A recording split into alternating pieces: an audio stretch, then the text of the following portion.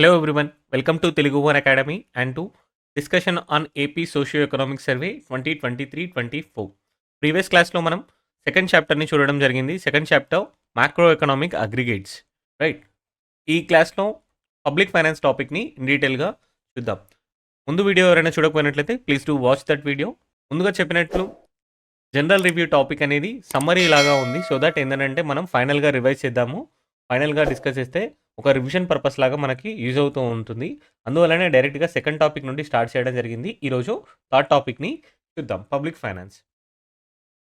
ఈ పబ్లిక్ ఫైనాన్స్లో ఏముంటుంది, గవర్నమెంట్కి రెవెన్యూ ఎంత వచ్చింది, ఎంత ఎక్స్పెండిచర్ చేసింది, అండ్ ఎంత అప్పులు చేసింది, ఎన్ని బారోయింగ్స్ ఉన్నాయి, ఎంత డెప్ట్ ఉంది, ఎంత ఇంట్రెస్ట్ పేమెంట్ చేస్తుంది అనేది వాటి మీద ఫోకస్ అనేది ఉంటుంది. మెయిన్గా వచ్చేసి రిసీట్స్ ఎంత ఉన్నాయి, ఎక్స్పెండిచర్ ఎంత ఉంది, మధ్యలో డిఫిషిట్ ఎంత ఉంది. Deficit in different forms.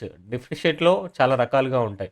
Revenue deficit ఉంటుంది, అదేవిధంగా ఫిజికల్ డిఫిషిట్ ఉంటుంది, ప్రైమరీ డిఫిషిట్ ఉంటుంది, ఎఫెక్టివ్ రెవెన్యూ డిఫిషిట్ ఉంటుంది.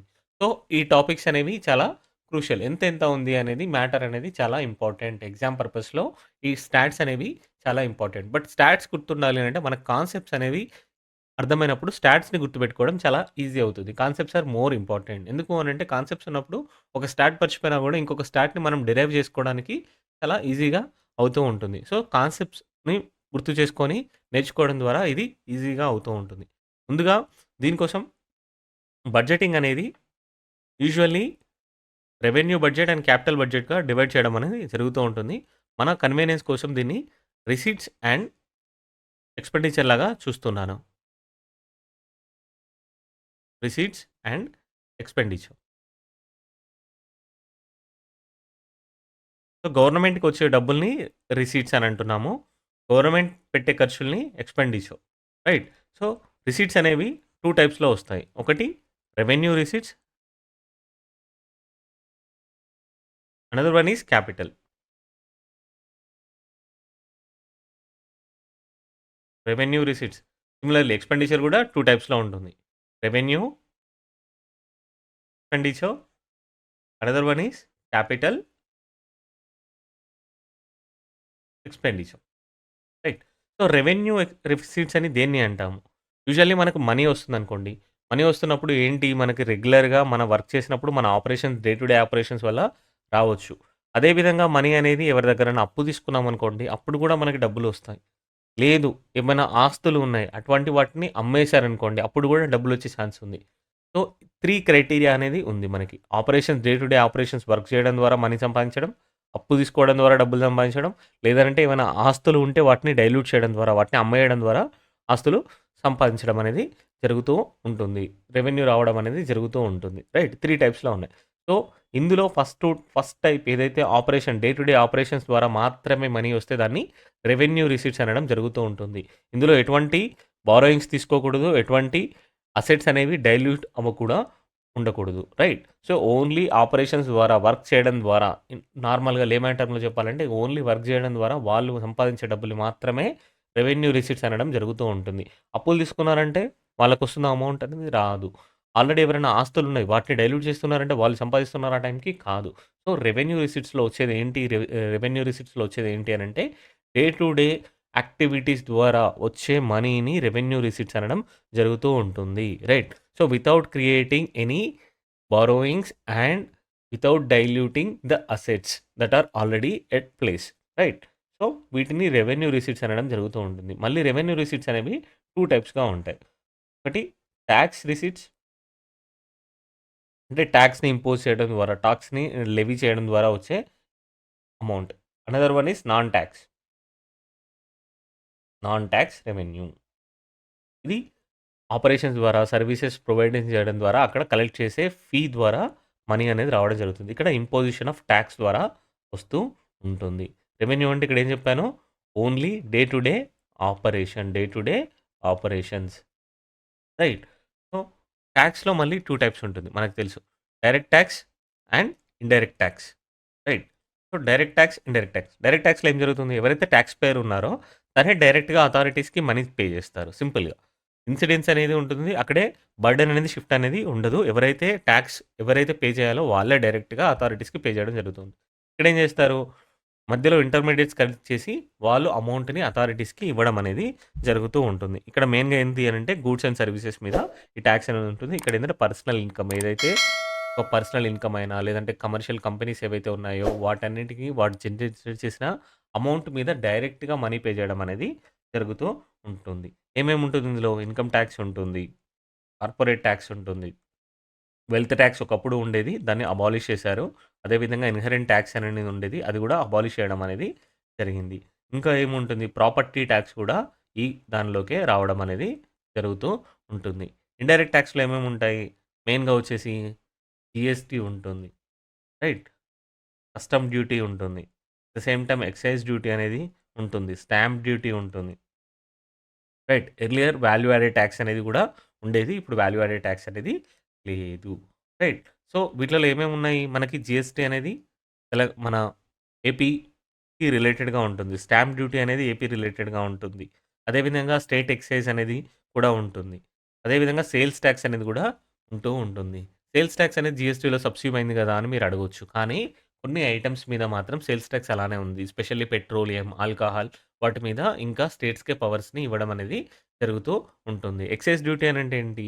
ఏవైతే manufacturing, supply, sale of alcohol మీద ఏసే డ్యూటీని మనం ఇక్కడ ఎక్సైజ్ డ్యూటీ అనడం అనేది జరుగుతూ ఉంటుంది. మెయిన్‌గా ఆల్కహాల్‌ని సేల్ చేయడం ద్వారా, ప్రొక్యూర్ చేయడం ద్వారా, మ్యానుఫ్యాక్చర్ చేయడం ద్వారా వచ్చే ఇన్‌కమ్ అనేది ఎక్సైజ్ డ్యూటీగా పరిగణింపబడుతూ ఉంటుంది.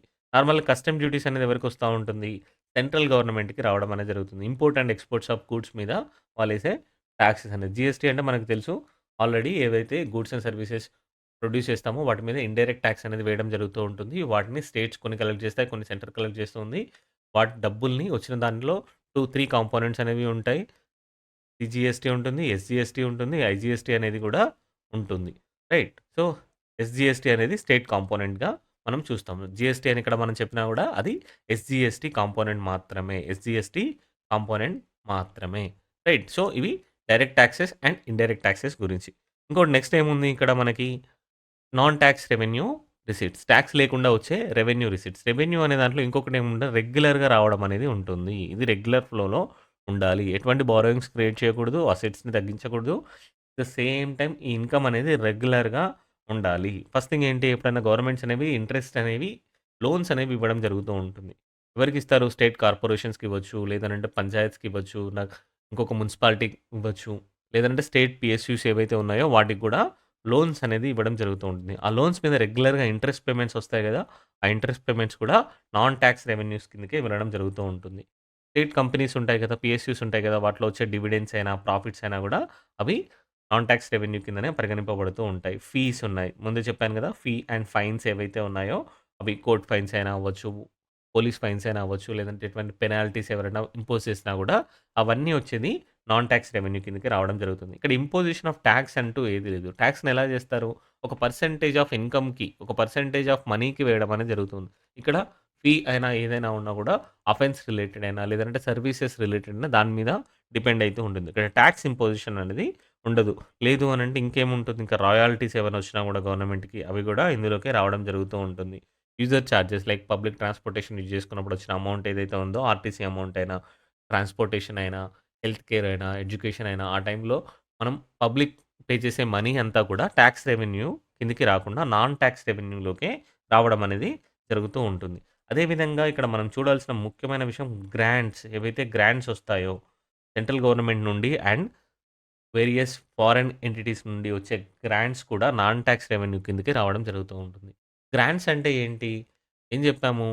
ఇక్కడ మనకి రెవెన్యూ వచ్చినప్పుడు ఏంటి అనంటే ఎటువంటి ఆబ్లిగేషన్ అనేది క్రియేట్ అవ్వకూడదు. బారోయింగ్స్ అంటే ఏంటి? రీపేమెంట్ ఆబ్లిగేషన్ గదా! మళ్ళీ మనం తిరిగి చెల్లించాల్సిన ఒక తప్పనిసరి పరిస్థితే బారోయింగ్ అనమాట. కానీ గ్రాంట్స్ వచ్చినప్పుడు ఏం చేస్తారు? మనకే ఇచ్చేస్తారు ఫుల్‌గా. మళ్ళీ మనం రీపే చేయాల్సిన అవసరం అనేది ఉండదు. ఆ ఆబ్లిగేషన్ అనేది ఉండదు. అందువల్లనే గ్రాంట్స్ కూడా ఏవైతే వస్తాయో అవి గూడా నాన్ టాక్స్ రెవెన్యూ కిందకి రావడం అనేది జరుగుతూ ఉంటుంది. ఈ కాన్సెప్ట్స్ అనేది చాలా క్లియర్‌గా ఉండాలి. అప్పుడే మనకి టాక్స్ రెవెన్యూ ఎంత ఉంది? నాన్ టాక్స్ రెవెన్యూ ఎంత ఉంది? అని అడిగినప్పుడు మనం క్లియర్‌గా ఆన్సర్ చేసే అవకాశం అనేది ఉంటుంది. గుర్తుపెట్టుకోండి టాక్సెస్‌లోకి రావు.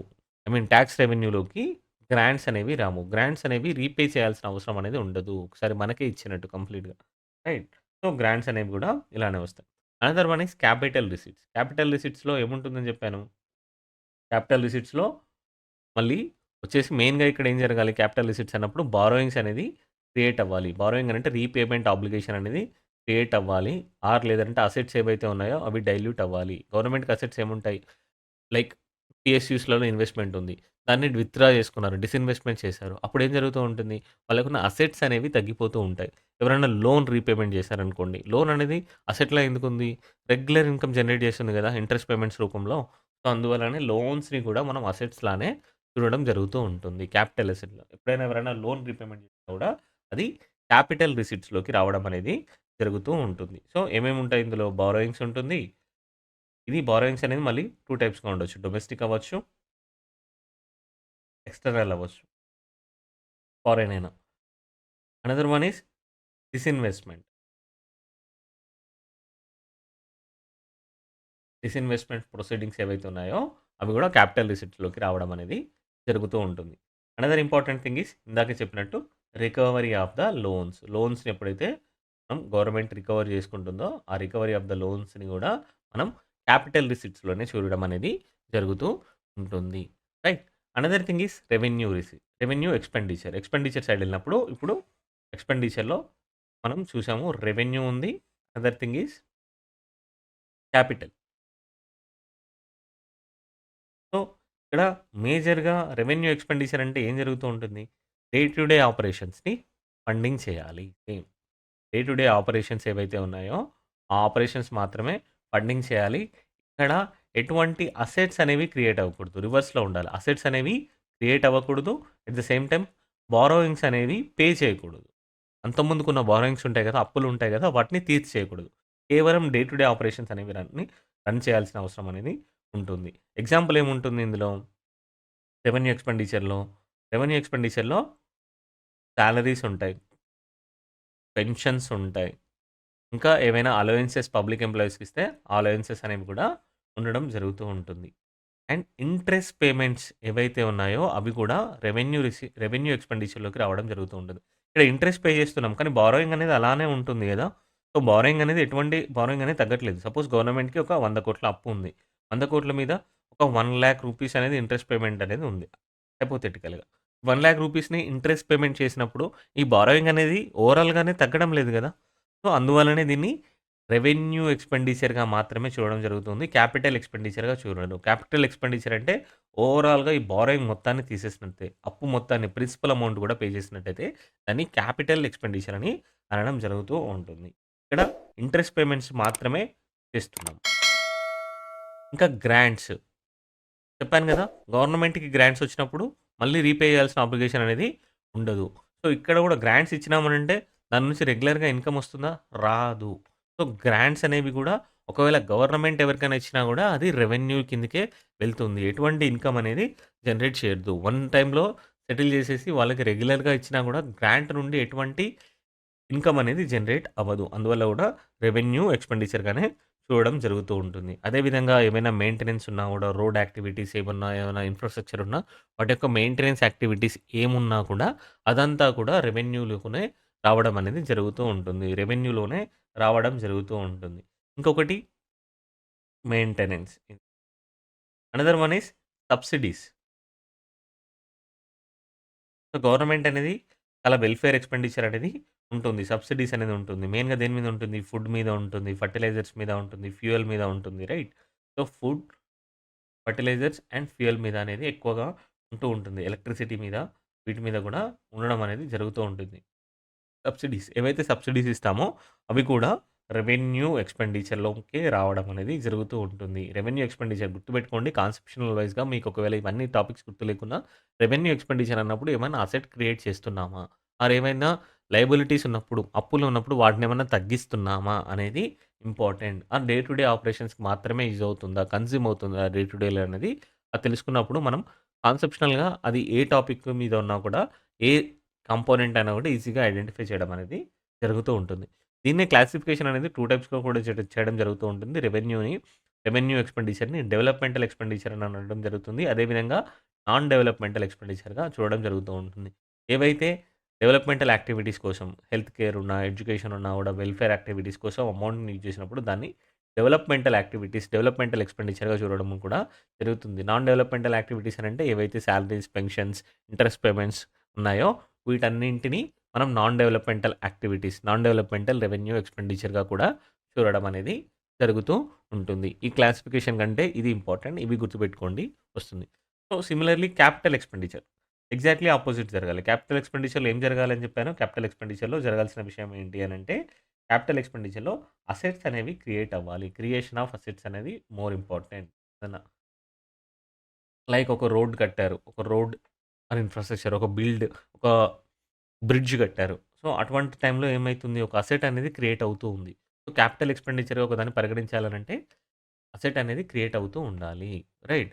సో, అదేవిధంగా ఇంకొకటేంటి బారోయింగ్స్ ఏవైతే ఉన్నాయో వాటిని తగ్గించాలి. అంతకుముందుకు అప్పులు ఏమైతే ఉన్నాయో, ఆ అప్పుల్ని తగ్గించడం అనేది జరగాలి. అప్పులు తగ్గించినా కూడా దాన్ని మనం రెవెన్యూ కాకుండా క్యాపిటల్‌గానే చూడడం జరుగుతూ ఉంటుంది. క్యాపిటల్ ఎక్స్‌పెండిచర్ అని అనడం అనేది జరుగుతూ ఉంటుంది. At the same time developmental of highways అయినా, ఎయిర్‌పోర్ట్స్ అయినా, సీ పోర్ట్స్ అయినా కూడా ఇదే జరుగుతూ ఉంటుంది. సో, క్రియేషన్ ఆఫ్ అసెట్స్‌లో ఏమేమి రావచ్చు? అక్విజిషన్ ఆఫ్ మెషినరీ అయినా అవ్వచ్చు, ఎక్విప్‌మెంట్ అయినా అవ్వచ్చు, టెక్నాలజీ అయినా అవ్వచ్చు. ఇవన్నీ గూడా క్యాపిటల్‌లో కిందకే రావడం జరుగుతుంది. క్యాపిటల్ ఎక్స్‌పెండిచర్‌కి రావడం జరుగుతూ ఉంటుంది. అదే విధంగా లోన్స్ ఇచ్చారనుకోండి. గ్రాంట్స్ కాదు లోన్స్. లోన్స్ ఇచ్చారనుకోండి. లోన్స్ ఇచ్చినప్పుడు ఏం జరుగుతుంది? రెగ్యులర్‌గా ఇంట్రెస్ట్ పేమెంట్స్ అనేవి రావడం జరుగుతూ ఉంటుంది గవర్నమెంట్‌కి. సో, అప్పుడు గూడా అది క్యాపిటల్ ఎక్స్‌పెండిచర్ లానే చూడడం అనేది జరుగుతూ ఈ రైట్. ఇక్కడ ఇంకొక చిన్న టెక్నిక్ ఉంది. ఇక్కడ గ్రాంట్స్ ఇస్తారు. గ్రాంట్స్ ఇచ్చినా గూడా ఒక్కొక్కసారి ఏమైతుంది? క్యాపిటల్స్ క్రియేట్ అయ్యే అవకాశం అనేది ఉంది.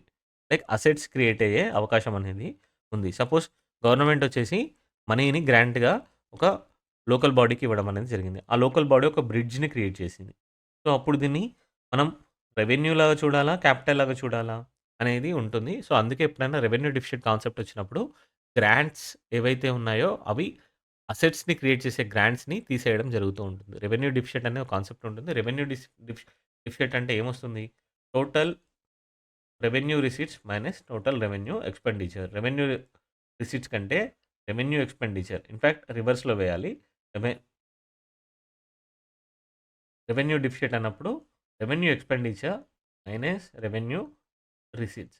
సో, ఇందులో ఎంత వచ్చిందనే దాన్ని రెవెన్యూ డెఫిసిట్ అనేది క్రియేట్ చేయబడుతుంది. ఒకవేళ సపోజ్ 1,20,000 క్రోర్స్‌ని స్పెండ్ చేస్తున్నారు. ఇన్‌కమ్ వచ్చేసి ఓన్లీ 1,00,000 క్రోర్ మాత్రమే ఉంది. సో, అప్పుడు ఎంత రెవెన్యూ డెఫిసిట్? 20,000 క్రోర్ రూపీస్‌గా రెవెన్యూ డెఫిసిట్ అనేది ఉండడం జరుగుతూ ఉంటుంది. కానీ ఇందులో గ్రాంట్స్ అనేవి ఇవ్వడం జరిగింది. ఈ గ్రాంట్స్‌ని దేనికి యూజ్ చేస్తున్నారు? ఇక్కడ వీళ్ళు క్యాపిటల్స్ క్రియేట్ చేయడానికి, అసెట్ క్రియేట్ చేయడానికి యూజ్ చేస్తున్నారు. సో, రెవెన్యూ డెఫిసిట్ నుండి ఈ గ్రాంట్స్‌ని తీసేసినప్పుడు రెవెన్యూ డెఫిసిట్ నుండి ఈ గ్రాంట్స్‌ని తీసేసినప్పుడు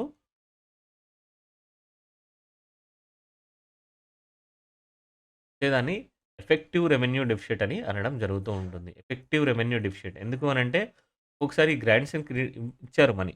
కానీ ఆ గ్రాంట్స్ అనేది దేనికి యూజ్ చేశారు? ఆ గ్రాంట్స్ అనేది క్యాపిటల్ కోసం యూజ్ చేసినట్టయితే, ఆ క్యాపిటల్ కోసం వచ్చిన అమౌంట్‌ని కూడా తీసేస్తే వచ్చే దాన్ని ఎఫెక్టివ్ రెవెన్యూ డెఫిసిట్ అని అనడం జరుగుతూ ఉంటుంది. కాన్సెప్ట్స్ అనేవి చాలా చాలా ఇంపార్టెంట్. అప్పుడే మనం క్లియర్‌గా ఆన్సర్‌ని మార్క్ చేయగలుగుతాం. రైట్. So, let's start. ఇప్పుడు చూడండి స్టేట్స్ రెవెన్యూ. రెవెన్యూ అంటే ఏం చెప్పాను? బారోయింగ్స్ అనేవి క్రియేట్ అవ్వకూడదు. No borrowings and asset dilution అనేది అవ్వకూడదు. అసెట్స్ ఏవైతే ఉంటే అసెట్స్‌ని అమ్మేయకూడదు. ఓన్లీ ఏంటంటే డే టు డే ఆపరేషన్స్ వల్ల రావాలి. సో, అందువలన ఇక్కడ టాక్స్ రెవెన్యూ అనడం జరిగింది. సో, టాక్స్ రెవెన్యూ ఎంత ఉంది? ఓన్ టాక్స్ రెవెన్యూ అన్నారు. ఎందుకు ఓన్ టాక్స్ అనేది? ఎందుకు అనంటే మనకి సెంటర్ నుండి కూడా ఫండింగ్ అనేది రావడం జరుగుతుంది. As part of finance commission రికమెండేషన్స్‌తో సెంటర్ నుండి కూడా డబ్బులనేది రావడం జరుగుతూ ఉంటుంది. ఆర్టికల్ 280 ప్రకారం ఏవైతే డివిజనబుల్ పూల్‌లో అమౌంట్ అనేది సెంటర్‌కి వస్తుందో, ఆ సెంటర్‌కి వచ్చిన అమౌంట్‌ని స్టేట్స్‌కి గూడా ప్రపోర్షనాలిటీ వైస్‌గా డిస్ట్రిబ్యూట్ చేయాల్సిన అవసరం అనేది ఉంటుంది. అందుకే ఈ సమయం ఇక్కడ క్లాసిఫికేషన్‌ని స్టేట్స్ ఓన్ టాక్స్ రెవెన్యూ అని చెప్పడం జరిగింది. స్టేట్స్ ఓన్ టాక్స్ రెవెన్యూ అని చెప్పడం జరిగింది. ఎంత ఉంది అనంటే states own tax revenue 85,922 crore రూపీస్‌గా ఉండడం జరిగింది. ఇందులో జీఎస్టీ ఎంత పర్సెంటేజ్ ఉంది? ఇక్కడ జీఎస్టీ అంటే చెప్పాను గదా! ఇదొచ్చేసి స్టేట్ కాంపోనెంట్. స్టేట్ కాంపోనెంట్ అంటే ఎస్‌జీఎస్‌టీ మాత్రమే. ఎస్‌జీఎస్‌టీ మాత్రమే. ఎస్‌జీఎస్‌టీ ఎంత పర్సెంటేజ్ ఉంది? 36% అనేది ఉంది. రైట్. సో, సేల్స్ టాక్స్ వచ్చేసి ఎంత ఉంది? 22% అనేది ఉంది. సేల్స్ టాక్స్ చెప్పాను గదా! సేల్స్ టాక్స్ అనేది జీఎస్టీలో సబ్స్యూమ్ అయిపోయింది. కానీ కొన్ని ప్రొడక్ట్స్ మీద పెట్రోలియం, ఆల్కహాల్ మీద ఇంకా అలానే ఉంది. సో, అక్కడ వచ్చిన అమౌంట్‌ని సేల్స్ టాక్స్ అనడం జరుగుతుంది. స్టేట్ ఎక్సైజ్ ఎంత ఉంది? స్టేట్ ఎక్సైజ్ చెప్పాను గదా! ఏదైతే మ్యానుఫ్యాక్చర్ ఉందో, డిస్ట్రిబ్యూషన్ ఉందో, సేల్ ఉందో, ఆల్కహాల్ మీద వేసే అమౌంట్ వచ్చే అమౌంట్‌ని స్టేట్ ఎక్సైజ్ అనడం జరుగుతుంది. స్టేట్ ఎక్సైజ్ ఎంత ఉంది? 19% of tax revenue, own tax రెవెన్యూలో కాంట్రిబ్యూషన్ అనేది ఉంది. స్టాంప్స్ అండ్ రిజిస్ట్రేషన్స్ ఎప్పుడైతే నార్మల్‌గా మనం నోటరీస్ చేపిస్తూ ఉంటాం. రిజిస్ట్రేషన్స్ అనేవి చేపిస్తూ ఉంటాం. షూరిటీ బాండ్స్ అనేవి క్రియేట్ చేస్తూ ఉంటాం. సో, ఆ టైంలో లీజ్ అగ్రీమెంట్స్ కూడా చేస్తూ ఉంటాం. సో, ఆ లీజ్ అగ్రీమెంట్స్ వీటన్నిటి మీద వచ్చే అమౌంట్ అనేది రిజిస్ట్రేషన్, స్టాంప్స్ అండ్ రిజిస్ట్రేషన్స్ కింద పరిగణింపబడుతూ ఉంటుంది. అది 11% అనేది ఉంది. ఈ మోటార్ వెహికల్ టాక్స్, మోటార్ వెహికల్స్‌ని కొన్నప్పుడు మనం ఏందంటే వాటి యొక్క రిజిస్ట్రేషన్ చేయించాల్సి ఉంటుంది. వేరియస్ ఫీస్‌ని పే చేయాల్సి ఉంటుంది. ఆ అమౌంట్ ఎంతొచ్చిందంటే 5%గా ఉంది. ఇందులో 5%గా ఉంది. అబ్సల్యూట్ నంబర్స్ కూడా ఉన్నాయి. అనెక్షర్‌లో ఇవ్వడం జరిగింది. చాలా డేటా అనేది అనెక్షర్‌లో ఉంది. మీరు ఓన్లీ ఈ పీడిఎఫ్స్‌ని చూసేసి అనెక్షర్‌ని స్కిప్ చేయకండి. ఓవరాల్‌గా సర్వే మనకేదైతే గవర్నమెంట్ వెబ్‌సైట్‌లో ఉందో దాంట్లో ఎండ్‌లో అనెక్షర్స్ అనేవి ఉన్నాయి. క్రూషియల్ డేటా అంతా చాలా వరకి అనెక్షర్స్‌లో ఉండిపోయింది. Do observe that annexures as well. Right. So, percentage వైస్‌గా ఎంత ఉంది అనేది అసెండింగ్, డిసెండింగ్ ఆర్డర్ అనేది చాలా చాలా ఇంపార్టెంట్ మనకి. అసెండింగ్, డిసెండింగ్ ఆర్డర్ చాలా important along with absolute numbers. Absolute numbers కూడా అవసరం. మనకు కావాల్సింది ఏంటి అనంటే అసెండింగ్, డిసెండింగ్ ఆర్డర్స్ కావాలి. ఆర్డర్ అనేది చాలా ఇంపార్టెంట్. ఇంకొకటి అబ్సల్యూట్ నంబర్స్ అనేవి ఎంత ఉన్నాయి, క్రూషియల్ డేటా అనేది అవి important. At the same time pattern ఎలా ఉంది, ట్రెండ్ ఎలా ఉంది. లాస్ట్ ఫ్యూ ఇయర్స్‌లో పర్టిక్యులర్ కాంపోనెంట్ జీఎస్టీ అనేది తగ్గుతుందా, పెరుగుతుందా అనేది ఇంపార్టెంట్. ట్రెండ్ అనేది ఎలా ఉంది అనేది ఇంపార్టెంట్. సో, ఏ డేటా తీసుకున్నా కూడా వీటి మీద ఫోకస్ చేయాల్సిన అవసరం అనేది ఉంది. పబ్లిక్ ఫైనాన్స్ అనేది చాలా చాలా క్రూషియల్. ఇక్కడ నుండి బిట్స్ అనేది డైరెక్ట్ బిట్స్ రావడం జరుగుతూ ఉంటుంది. So, you cannot neglect this data. ఈ ప్యాటర్న్స్ అయినా కూడా, అబ్సల్యూట్ నంబర్స్ అయినా కూడా, ఆర్డర్ అయినా కూడా, అసెండింగ్, డిసెండింగ్ ఆర్డర్స్‌ని కంప్లీట్‌గా మనం గుర్తుపెట్టుకోవాల్సిన అవసరం అనేది ఉంటుంది. రైట్. సో, ఇవి అసెండింగ్, డిసెండింగ్. అసెండింగ్‌లో ఏది ఉంటుంది? ఆబ్వియస్‌లీ ఎక్కువ వచ్చేది జీఎస్టీ నుంచే ఎక్కువ రావడం జరుగుతుంది. స్టేట్ జీఎస్టీ నుండి. తర్వాత సేల్స్ టాక్స్ అనేది రావడం జరుగుతుంది. Excise duty, stamps and registration, motor vehicle అనేది ముందుగా రావడం జరుగుతుంది. అదర్స్ అనేవి కాంపోనెంట్స్ ఉన్నా కూడా ఇందులో మల్టిపుల్ కాంపోనెంట్స్ ఉంటాయి కాబట్టి ఏది ఇంత 5% డామినేటింగ్‌కి రాదు. రైట్. సో, అది ఇంపార్టెంట్. అబ్సల్యూట్ నంబర్స్‌గా చూసినప్పుడు ఏ విధంగా ఉంది సేల్స్ టాక్స్ అనేది? ఇక్కడ మనకి దీన్ని కింద ఇవ్వడం జరిగింది జీఎస్టీని. ఎస్‌జీఎస్టీని కింద ఇవ్వడం జరిగింది. ఎస్‌జీఎస్టీ వచ్చేసి 31,130 క్రోర్ రూపీస్‌గా రావడం అనేది జరిగింది. సో, ఎస్‌జీఎస్టీ అనేది టాప్ కాంపోనెంట్‌గా ఉంది. సెకండ్ కాంపోనెంట్ ఏది ఉంది? సేల్స్ టాక్స్ అనేది. సేల్స్ టాక్స్ ఎంత ఉంది? 18,475 క్రోర్ రూపీస్‌గా రావడం జరిగింది. థర్డ్ వన్ వచ్చేసి స్టేట్ ఎక్సైజ్. స్టేట్ ఎక్సైజ్ ఎంత ఉంది? 15,998 క్రోర్ రూపీస్ అనేది రావడం జరిగింది. ఫోర్త్ వన్ వచ్చేసి stamps and registration. Stamps and రిజిస్ట్రేషన్స్‌లో 9,542 క్రోర్ రూపీస్ రావడం అనేది జరిగింది. ఎలక్ట్రిసిటీ డ్యూటీ చూడండి ఇక్కడ. ఎలక్ట్రిసిటీ డ్యూటీ అనేది ఎక్కువగా ఉంది. అదర్స్ కాంపోనెంట్‌లో 5,528 క్రోర్ రూపీస్‌గా ఉంది. ఆ తర్వాతే టాక్సెస్ అండ్ మోటార్ వెహికల్స్‌గా ఉండడం జరిగింది. Right.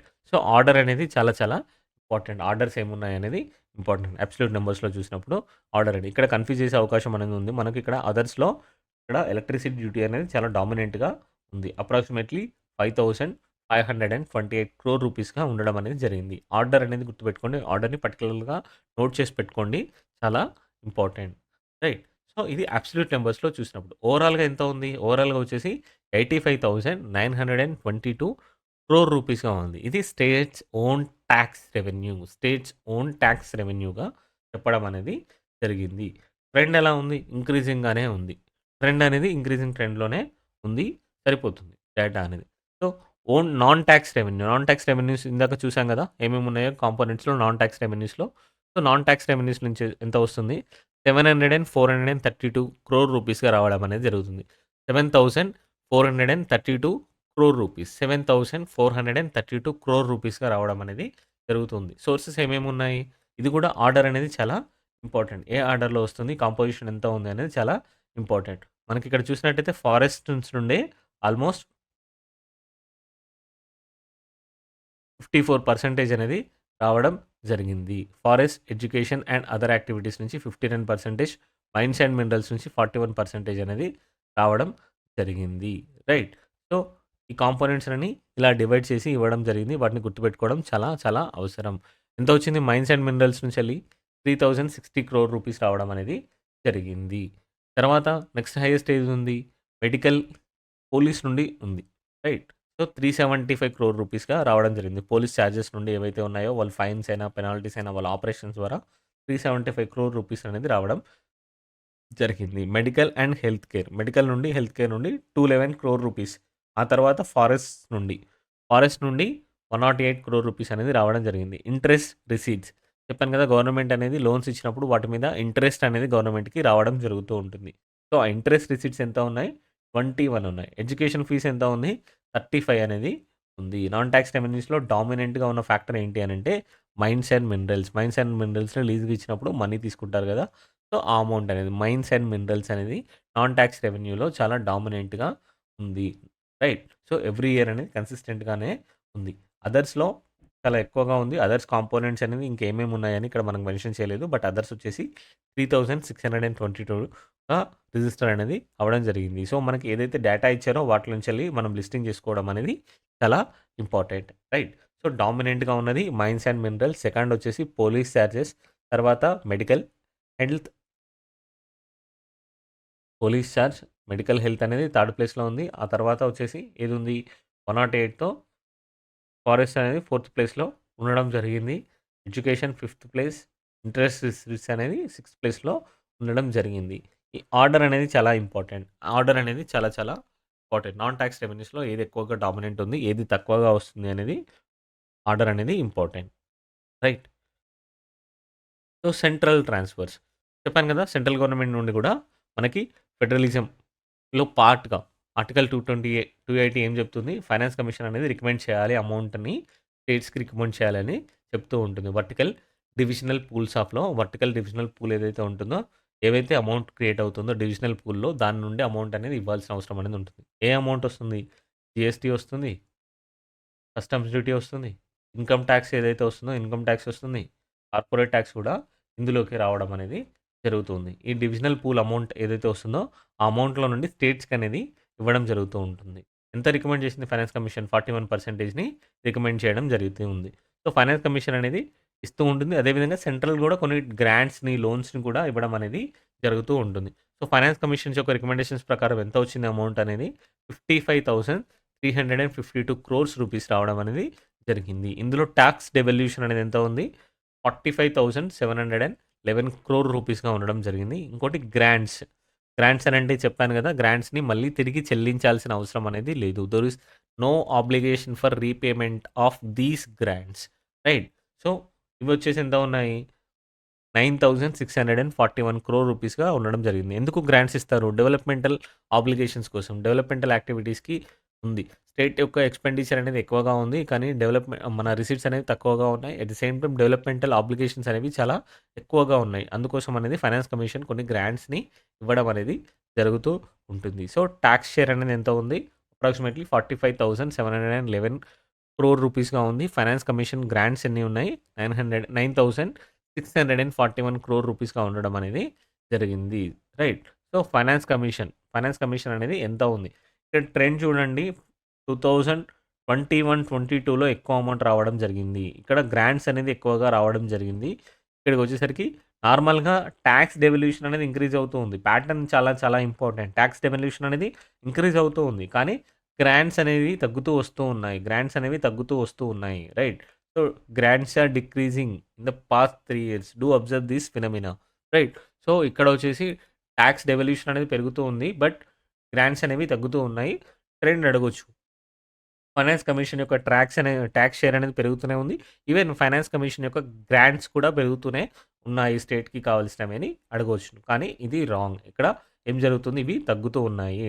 Though tax devolution is increasing on year by year. Year నుంచి ఇంకో ఇయర్‌కి పెరుగుతున్నా కూడా టాక్స్ మన గ్రాంట్స్ అనేవి తగ్గుతూ వస్తూ ఉన్నాయి. Right. So, other grants in aid from government of India. వేరే గ్రాంట్స్ రూపంలో గవర్నమెంట్ ఆఫ్ ఇండియా నుండి వేరే ఏవైతే అమౌంట్స్ వస్తున్నాయో వాటన్నిటి other than externally aided projects. ఇవొచ్చేసి 25,035 క్రోర్ రూపీస్‌గా ఉండడం జరిగింది. So, another component grants in aid from government of India.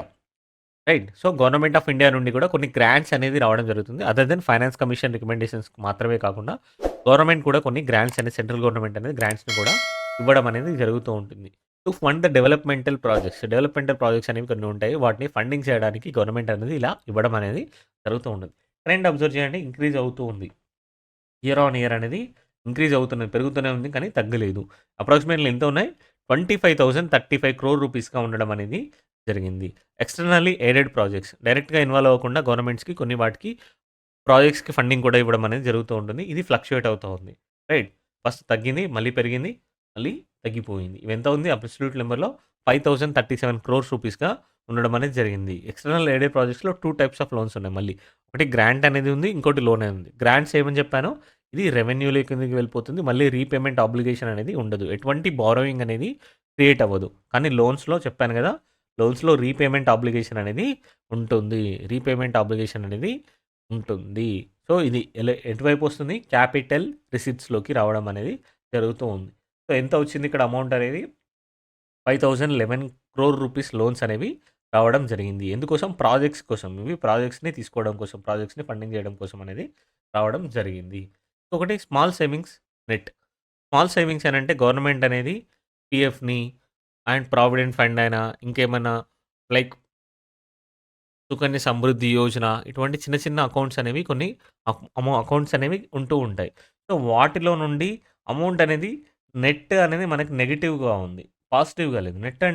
Net అనేది నెగెటివ్‌గా ఉండడం యొక్క ఇండికేషన్ ఏంటి? వాళ్ళు డిపాజిట్ చేసిన దానికంటే విత్‌డ్రా చేసింది ఎక్కువగా ఉంది. ఈ ఇయర్‌లో, ఈ పర్టిక్యులర్ ఇయర్‌లో వీట్లలో ఈ స్కీమ్స్‌లలో చిన్న చిన్న స్కీమ్స్ ఏవైతే ఉన్నాయో ప్రావిడెంట్ ఫండ్ ఇట్లాంటి వాటిలలో పీపుల్ ఇన్వెస్ట్‌మెంట్ చేసిన దానికంటే రిసీవ్ చేసింది ఆర్ విత్‌డ్రా చేసింది మాత్రమే ఎక్కువగా ఉంది. I don't know the irony every year last 3 years నుంచి సేమ్ ఉంది అమౌంట్ అనేది. సో, ఇది కూడా అడగొచ్చు. ఇంపార్టెంట్. రైట్. సో, అమౌంట్ అనేది తగ్గుతూ వస్తుంది ఇందులో. కానీ సేమ్ అమౌంట్ అనేది తగ్గుతూ ఉంది. 1,173 క్రోర్ రూపీస్. 173 క్రోర్ రూపీస్. 1,173 క్రోర్ రూపీస్‌గా ఉండడం అనేది జరిగింది. రైట్. సో, ఇవి సెంట్రల్ ట్రాన్స్‌ఫర్స్ నుండి వచ్చిన అమౌంట్ అనేది ఇది. రైట్.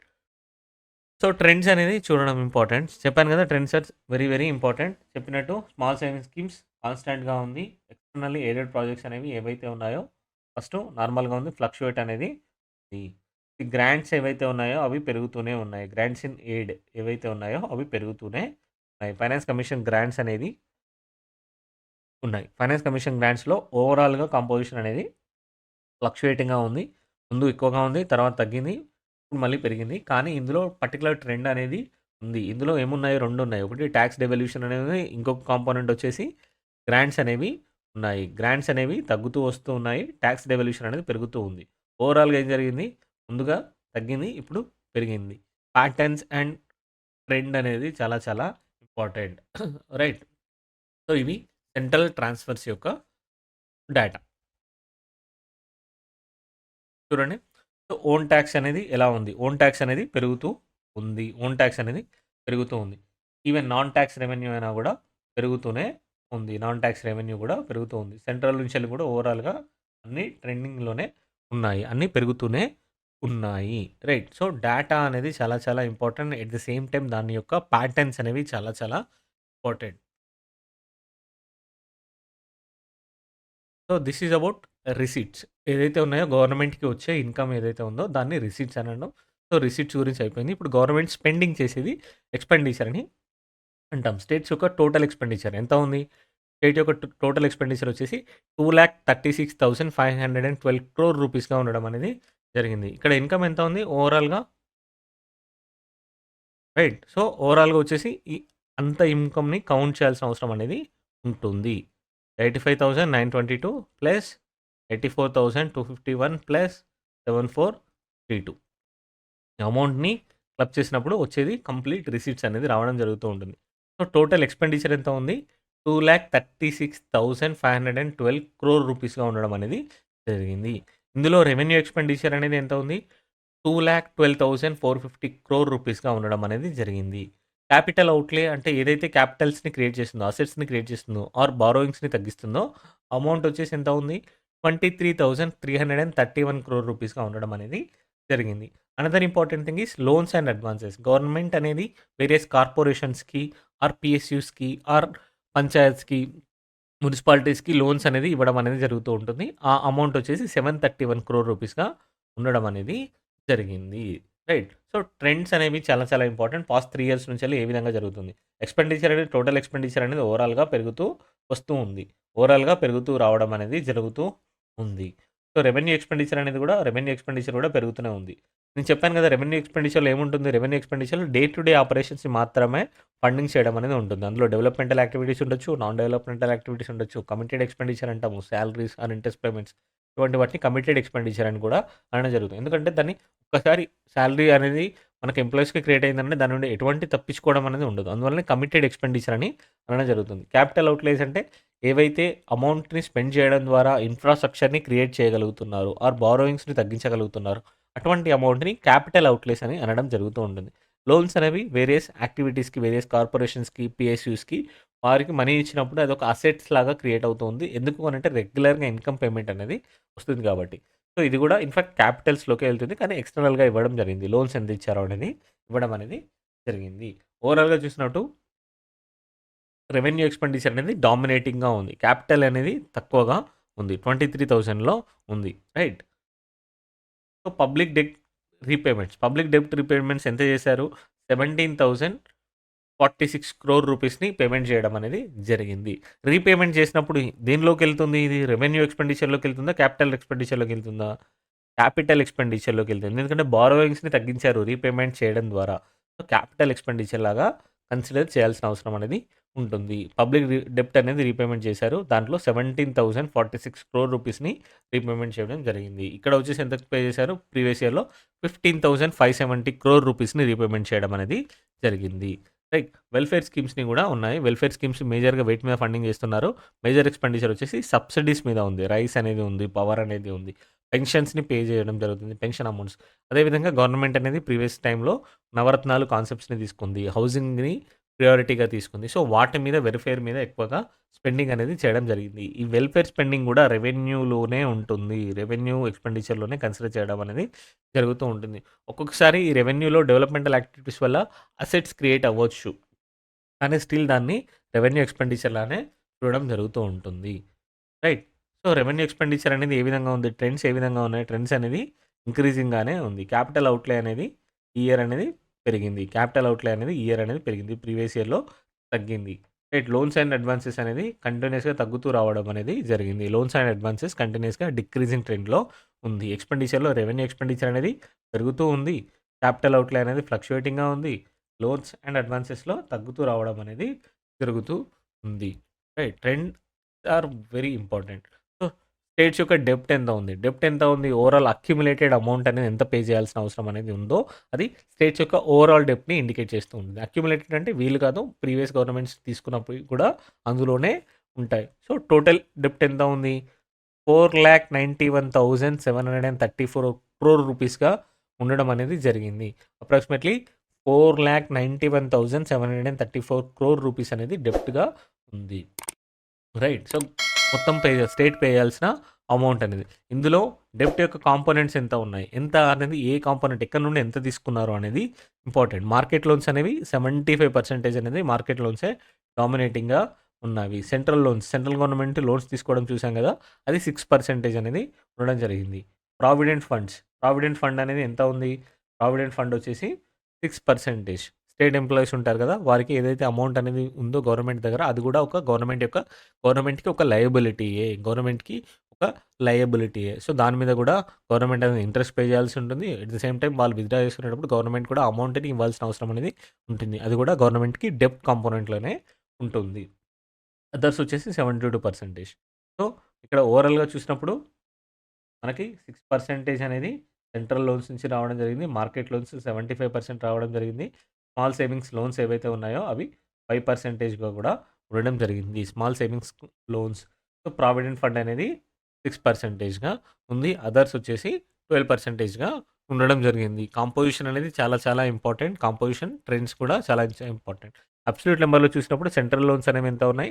28,138 క్రోర్ రూపీస్‌గా ఉండడం అనేది జరుగుతూ ఉంది. మార్కెట్ లోన్స్ ఎంత ఉన్నాయి?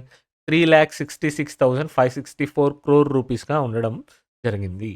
స్మాల్ సేవింగ్స్ లోన్స్ 6,640 క్రోర్ రూపీస్‌గా ఉంది. ప్రావిడెంట్ ఫండ్ 29,792 క్రోర్ రూపీస్‌గా ఉంది. అదర్స్ వచ్చేసి 60,600 క్రోర్ రూపీస్‌గా ఉంది. ఓవరాల్‌గా వచ్చేసి 4,91,734 క్రోర్ రూపీస్‌గా ఉండడం అనేది జరుగుతూ ఉంది. రైట్. సో, డెబ్ట్ outstanding as percentage of GSDP. So, జీఎస్‌డీపీలో ఎంత ఔట్‌స్టాండింగ్ డెబ్ట్ అనేది ఉంది అని చెప్పడం జరుగుతుంది. జీఎస్‌డీపీ ఎంత ఉంది? కరెంట్ వాల్యూస్‌లో 14.40 లాక్ క్రోర్స్‌గా ఉండడం జరుగుతుంది. ఇందులో ప్రపోర్షనాలిటీ ఎంత ఉంది అని చెప్తున్నారో, ఈ అమౌంట్ వచ్చేసి 33%గా ఉండడం జరుగుతూ ఉంది. 33.71%గా ఉంది. ఇది కూడా ఇంపార్టెంట్. డెబ్ట్ outstanding as percentage of GSDP. జీఎస్‌డీపీలో ఎంత అమౌంట్ అనేది డెబ్ట్‌గా ఉంది. ఎంత అమౌంట్ అనేది ఒక పర్సెంటేజ్ రూపంలో ఉంది అనేది ఏంటంటే ఇంపార్టెంట్. డేటా అనేది చాలా ఇంపార్టెంట్. 33.71%గా ఉండడం జరిగింది. ఇందులోనే ఇంట్రెస్ట్ పేమెంట్స్ ఉన్నాయి. ఇంట్రెస్ట్ పేమెంట్స్ అనేది దేనిలోకి వెళ్తుందని చెప్పాను? రెవెన్యూలోకే వెళ్తుంది. రెవెన్యూ ఎక్స్‌పెండిచర్‌లోనే ఇంట్రెస్ట్ పేమెంట్స్ అనేది రావడం జరుగుతుంది. అంతకుముందు వరకు గవర్నమెంట్ తీసుకున్న అప్పులు ఇంత ఉన్నాయి గదా! ఈ అప్పుల మీద ఇంట్రెస్ట్ పే చేయాల్సి వస్తుంది గదా! ఆ ఇంట్రెస్ట్ ఎంత పే చేశారు? 29,481 క్రోర్ రూపీస్‌గా ఇంట్రెస్ట్ పేమెంట్స్‌ని పే చేయడం జరిగింది. ఇంట్రెస్ట్ పేమెంట్స్ అనేవి 29,481 క్రోర్ రూపీస్‌ని ఈ ఫైనాన్షియల్ ఇయర్‌లో పే చేయడం అనేది జరిగింది. Interest payment. రైట్. సో, డెబ్ట్ టు జీఎస్‌డీపీ అనేది 33.71%గా ఉంది. ప్రీవియస్ ఇయర్‌తో పోల్చినప్పుడు ఈ ఇయర్‌లో పెరగడం కూడా జరిగింది. అనదర్ ఇంపార్టెంట్ కాంపోనెంట్ ఏంటి? రెవెన్యూ డెఫిసిట్ ఎంత ఉంది? ఫిస్కల్ డెఫిసిట్ ఎంత ఉంది అనేది కాలిక్యులేట్ చేయడం అనేది చూస్తూ ఉంటాం. సో, రెవెన్యూ డెఫిసిట్ అనేది ఎంత ఉంది? రెవెన్యూ డెఫిసిట్ అనేది ఏ విధంగా కాలిక్యులేట్ చేస్తారు? రెవెన్యూ డెఫిసిట్ వచ్చినప్పుడు టోటల్ రెవెన్యూ రిసీట్స్ ఏవైతే ఉన్నాయో, రెవెన్యూ డెఫిసిట్ వచ్చినప్పుడు రెవెన్యూ ఎక్స్‌పెండిచర్ నుంచి రెవెన్యూ రిసీట్స్‌ని తీసేయడం జరిగింది. ఈ రెవెన్యూ రిసీట్స్‌లో ఏముంటుంది? టాక్స్ ఉంటుంది. నాన్ టాక్స్ రెవెన్యూ అనేది కూడా ఉంటుంది. సో, ఓవరాల్‌గా మనీ చూసుకున్నప్పుడు ఎంత ఉంది ఇందులో? 43,488 క్రోర్ రూపీస్ అనేది డెఫిసిట్‌గా ఉంది. సో, రెవెన్యూలో వచ్చిన ఆదాయం కంటే ఖర్చు అనేది ఇంత ఎక్కువగా ఉంది. 43,488 క్రోర్ రూపీస్ అనేది ఎక్కువగా స్పెండింగ్ చేయడం అనేది జరిగింది. ఫిస్కల్ అంటే ఏంటి? ఫిస్కల్ అంటే రెవెన్యూతో పాటు క్యాపిటల్‌ని కూడా ఇంక్లూడ్ చేస్తాము. క్యాపిటల్‌ని కూడా ఇంక్లూడ్ చేయడం అనేది జరుగుతూ ఉంటుంది. ఫిస్కల్ డెఫిసిట్‌లో revenue plus capital expenditure minus revenue plus capital receipts. కానీ ఇక్కడ ఒక చిన్న క్యావియేట్ ఉంటుంది. ఇందులో బారోయింగ్స్‌ని ఇంక్లూడ్ చేయకూడదు. బారోయింగ్స్‌ని ఇంక్లూడ్ చేయకూడదు. బారోయింగ్స్‌ని ఇంక్లూడ్ చేయకూడదు. క్యాపిటల్‌లో నుండి. నార్మల్‌గా ఒక పర్సన్ ఉన్నాడు. అతనికి ఒక సాలరీ వచ్చేసి 5,00,000 పర్ యానమ్ ఉంది. రైట్. 5,00,000 పర్ యానమ్ ఉంది. ఒక 15,00,000 అనేది ఆ పర్టిక్యులర్ ఇయర్‌కి లోన్ తీసుకున్నాడు. ఆ ఇయర్‌లో నాకు 20,00,000 ఇన్‌కమ్ ఉంది అని చెప్పారనుకోండి. రైట్ అవుతుందా అది? అవ్వదు కదా! సో, ఎగ్జాక్ట్‌లీగా బారోయింగ్స్ ఎంత ఉన్నాయో దాన్ని సెపరేట్‌గా మెన్షన్ చేయాల్సిన అవసరం అనేది ఉంది. ఇయర్ నాకు 20,00,000 ఇన్‌కమ్ ఉంది అనంటే ఇన్‌కమ్‌గా చూడరు దాన్ని. ఎందుకనంటే 5,00,000 అనేది అది బారోయింగ్ అనేది ఉంది. రీపేమెంట్ ఆబ్లిగేషన్ అనేది ఉంది. రైట్. సో, అదే విధంగా సిమిలర్ కాన్సెప్ట్స్‌లో ఫిస్కల్ డెఫిసిట్‌ని కాలిక్యులేట్ చేసేప్పుడు మనము బారోయింగ్స్‌ని, క్యాపిటల్స్‌ని ఎప్పుడు తీసుకొచ్చిన పిక్చర్‌లోకి దానిలోంచి బారోయింగ్స్‌ని ఎక్స్‌క్లూడ్ చేయడం జరుగుతూ ఉంటుంది. ఫర్ దట్ మ్యాటర్ అది గుర్తుపెట్టుకోండి. ఫిస్కల్ డెఫిసిట్ అయినా ఎప్పుడైనా కూడా క్యాపిటల్ రిసిట్స్‌ని కన్సిడర్ చేస్తున్నాం అనుకుంటే, క్యాపిటల్ రిసిట్స్‌ని కన్సిడర్ చేస్తున్నాం అనుకుంటే, బారోయింగ్స్‌ని ఎక్స్‌క్లూడ్ చేయడం అనేది జరుగుతూ ఉంటుంది. ఎక్కడ ఇచ్చినా కూడా అదే క్యావియేట్ పెడతారు. ఎక్స్‌క్లూడింగ్ బారోయింగ్స్ అని చెప్పడం జరుగుతూ ఉంది. సో, ఫిస్కల్ డెఫిసిట్‌లో టోటల్ అమౌంట్‌ని కాలిక్యులేట్ చేస్తారు. Excluding borrowings. ఎంత ఉన్నాయి అమౌంట్ వచ్చేసి 52,503 క్రోర్ రూపీస్‌గా ఉండడం అనేది జరిగింది. 52,509 క్రోర్ రూపీస్‌గా ఉండడం అనేది జరిగింది. ప్రీవియస్ ఇయర్‌తో ఇవి. Previous year data. ఈ ఇయర్‌లో వచ్చేవరకు ఎంత జరిగింది? ఈ ఇయర్‌లో వచ్చేసి రేట్ వచ్చేసి తగ్గిపోయింది. రెవెన్యూ డెఫిసిట్ అనేది తగ్గింది. రెవెన్యూ డెఫిసిట్ అనేది 38,683 క్రోర్స్‌గా రావడం జరిగింది. ఫిస్కల్ డెఫిసిట్ అనేది పెరిగింది. ఈ ట్రెండ్ అనేది చాలా ఇంపార్టెంట్. రెవెన్యూ డెఫిసిట్ అనేది ప్రీవియస్ ఇయర్‌తో పోల్చుకున్నప్పుడు తగ్గింది. ఫిస్కల్ డెఫిసిట్ అనేది ప్రీవియస్ ఇయర్‌తో పోల్చుకున్నప్పుడు పెరిగింది. ఫిస్కల్ డెఫిసిట్ అనేది పెరిగింది. ఇక్కడ కాంపోనెంట్స్ అని మనకు క్లియర్‌గా ఇవ్వడం అనేది జరిగింది. So this is about public finance.